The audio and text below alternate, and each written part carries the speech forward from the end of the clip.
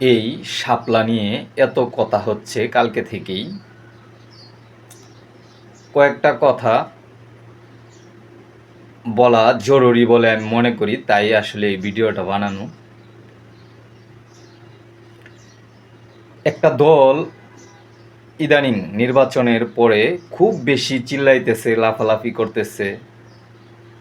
ওই দলটার প্রলোভনে পড়েই কিন্তু এই শাপলায় হেফাজতের নেতাকর্মীরা জড়ো হয় এবং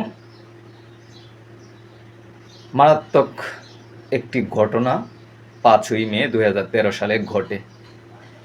ওই দলটা আজকে যেভাবে চিল্লাইতেছে, যেভাবে দাপট দেখাইতেছে, এত কথা বলতেছে, হাসিনার আমলে এই করছে, ওই করছে, সেই করছে, কাউরে আবার গুপ্ত বলতেছে। তারা যদি ওই দিন এদের সাথে নামতো, হয়তো এই ঘটনাটা নাও ঘটতে পারত।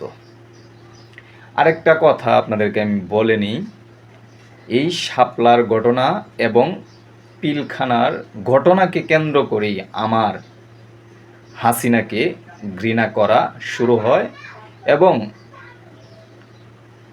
স্বৈরাচারের বিরুদ্ধে কথা বলতে আমি শুরু করি।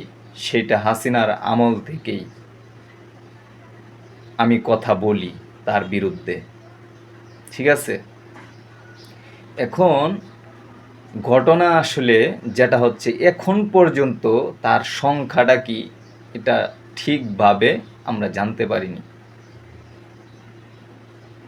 আসলে কতজন লোক ওইখানে দুনিয়া ছেড়ে চলে গেছেন, এক আল্লাহ ছাড়া আর কেউ আসলে জানেন না। তবে এটার বিচার হোক, আমরা চাই। অন্ততপক্ষে এই শাপলার এই ঘটনার বিচারটা হোক এই দেশে।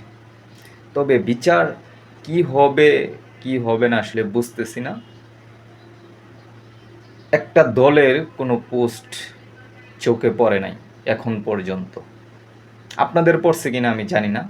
তবে সেই দলটা যদি এটার সাথে জড়িত থেকে থাকে, তাহলে তো আর বিচার পাওয়া সম্ভব না। যাই হোক, ভালো থাকবেন।